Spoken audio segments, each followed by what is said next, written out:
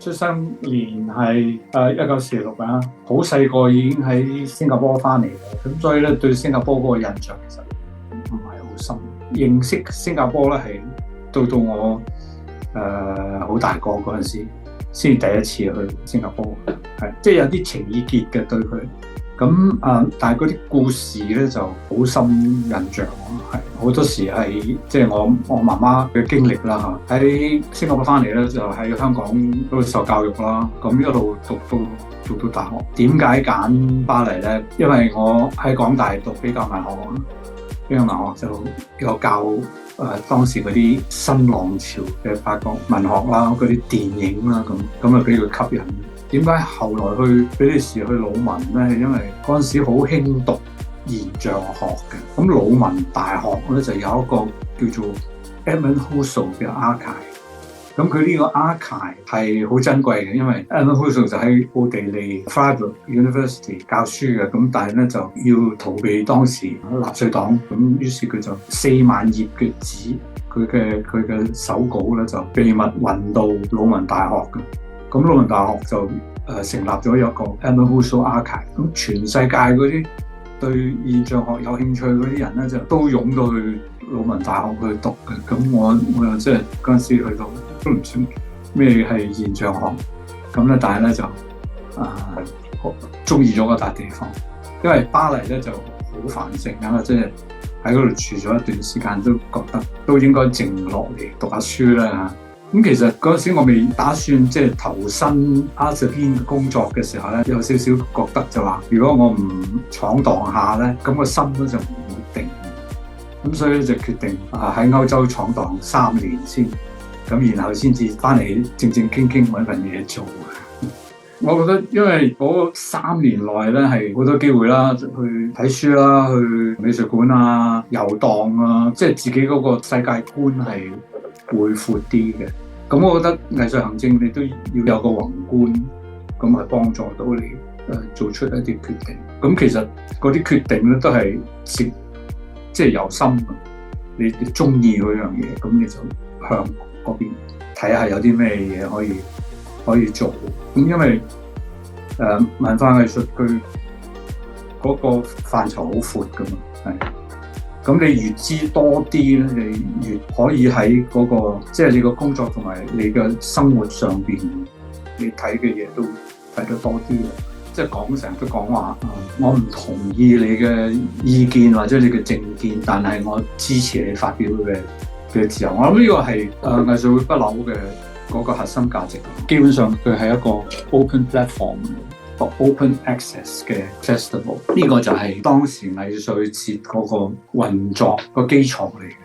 因為而家嗰啲資訊咁發達啦，科技咁發達，你都好難再好似以前咁，即係藝術文化係好，即係同其他嗰啲媒體咧係嗰個界線係分得比較清楚。而家咧就唔係你講生活嘅藝術好多時，所以佢喺一個社會一個 civilized society 入邊，你唔可以冇藝術文化，因為你掂到咩嘢都可以變成藝術文化。佢個角色係點咧？即係可以話你諗下，如果一個社會係冇咗藝術文化，嗰個情會係點？真係即係有一個所謂文化沙漠嘅。如果你將藝術同生活都拉近嘅時候咧，其實你每一個決定，由你起身決定着啲咩衫，好多一啲細節上面嗰啲嘅抉擇，已經係一啲文化上面、藝術上面嘅一啲嘅選擇。咁你睇你點樣去界定嗰樣嘢。咁所以之前咧，好多人即係話，藝術文化我唔識欣賞，我冇咁嘅細胞。但係而家即係每個人嗰啲 DNA 入邊都有，一定有文化喺度，即係你唔可以將佢拆除。即係你話你喺個 DNA 上面，你點可以拆除一啲咁緊要嘅嘢？因為成個人嗰個進化咧，個 evolution 佢係需要你有 creativity， 咁佢先至有得進化噶嘛。即係如果你唔 create， 冇得 evolve 嘅。即係好似話我唔要有細菌，身體入邊唔要有啲 microbes， 冇可能噶嘛。咁而家我哋都知道，即係其實我哋個身體係有唔知幾多個 trillion 嘅 microbes 組成。咁嗰個所謂嗰啲藝術細胞就係嗰啲 microbes 嘅，佢已經吸收咗嚟嘅，即係你冇辦法，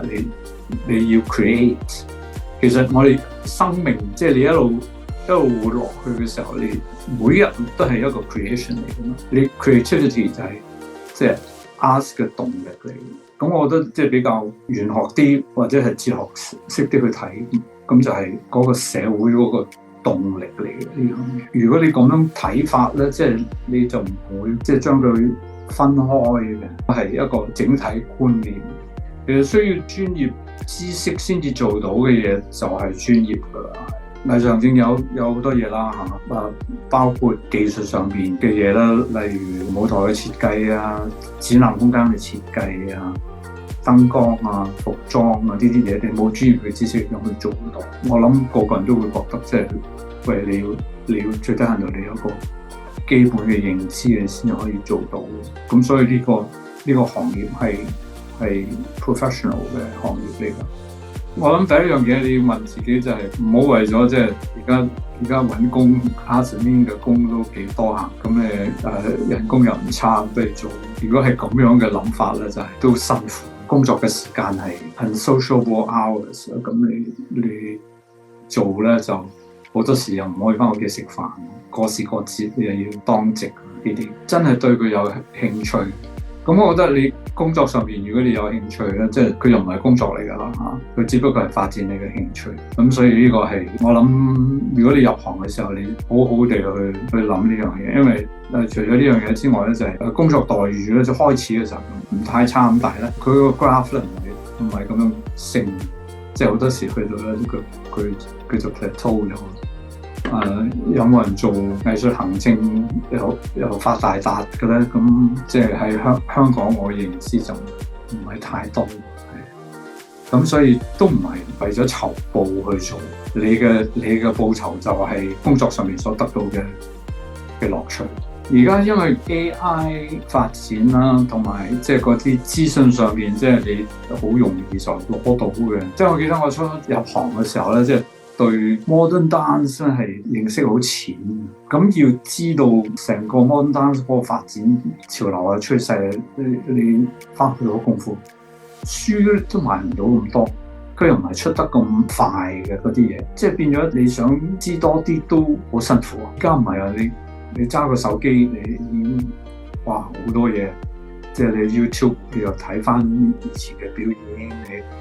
有好多人嘅 comments， 咁係好多資訊啊！尤其是而家 AI 咁仲可以即係有啲捷徑添，咁呢個肯定係影響到呢個行業嘅，係有好有唔好啊！係我覺得太容易亦都未必一件好事，但係太艱難又唔係，咁所以點樣去揾到一個平衡咧？咁同埋而家好明顯，即係你即係個 virtual reality 同嗰個 live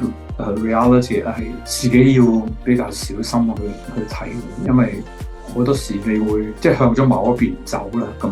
有個傾斜喺度。咁但係我哋搞表演嘅展覽咧，我覺得係越嚟越有意思，因為你唔可以淨係靠即係喺個網上手機入邊當咗嗰個就係要有個機會，有個即係有個 social contact。我覺得係嗰樣嘢緊要嘅，如果唔係咧就係好容易變咗宅男。你唔係話你投放幾多資源落去，你就等同文化嘅收穫嘅。唔係1+1一定等於2嘅，所以你投放資源落去，你點樣去create 一個好適合藝術發展嘅 environment， 咁就等同會有好多藝術嘅成果。呢個係唔係真實嘅，咁所以究竟係點先至可以有呢個咁樣嘅文化復興時代嗰個現象咧？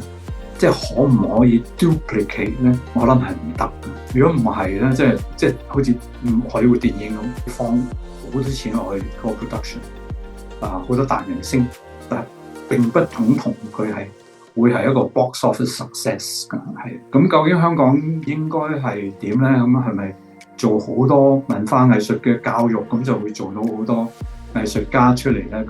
咁但係有一樣嘢咧，其實香港可以話可以做得好啲嘅，就係年青一代嗰啲或者係成熟嘅人都係啦。好多時即係佢有啲偏見對藝術，譬如好似而家喺嗰啲 social media 啊，或者係一啲媒體上面電視啊嗰啲咁，你好少會將藝術帶到你生活個層面上邊，有好多時好莫名其妙，即係有啲體育消息，咁係咪個個人都有興趣知道邊隊球隊射到幾多球？除非你係賭波嘅啫嚇。咁但係藝術上面嗰啲嘅資訊咧，就係好多時你唔會喺啲媒體度咁容易接觸咗，即係除非你係即係去揾啦。咁但係有一樣嘢可以帶到即係廣泛啲，多啲人覺得哇呢樣嘢都幾值得去知多啲嘅，因為佢令到你生活充實啲嘅。咁究竟點樣去做到呢樣嘢咧？有啲情形咧，譬如你出去食飯，隔離嗰個人唔識嘅，咁你情願講下你嘅投資經驗啊，或者你嘅健康情形。咁你好少會講到你對藝術嘅欣賞嗰樣嘢，覺得你有少少即係怪怪地嘅，即係講啲咁嘅嘢。咁嗰樣嘢咧係令到佢哋覺得藝術好似係一啲怪人先會中意嘅。咁呢樣嘢我諗係如果可以改善到，對成個社會都會平衡啲、開心啲，係。